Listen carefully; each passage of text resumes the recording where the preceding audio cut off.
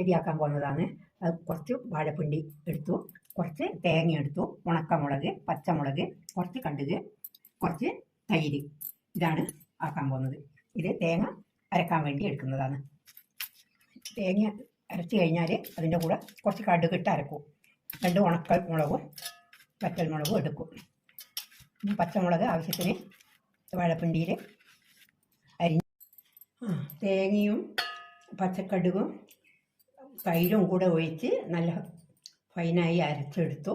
ഇനി അത് ഇതിലേക്ക് ഒഴിക്കാൻ പോവുകയാണ്. എന്നാൽ ഒഴിക്കട്ടെ.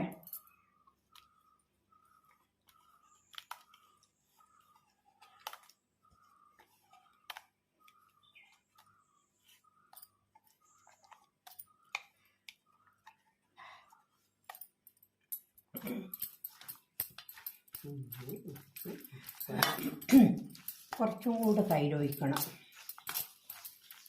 കുറച്ചും കൂടെ തൈര് ഒഴിക്കുന്നുണ്ട്.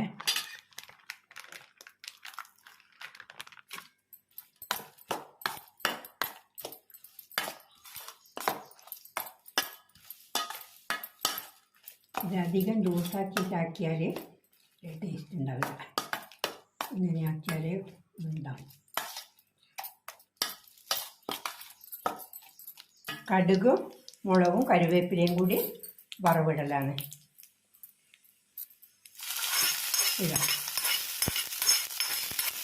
വാഴപ്പിണ്ടി പെരക്ക് റെഡി.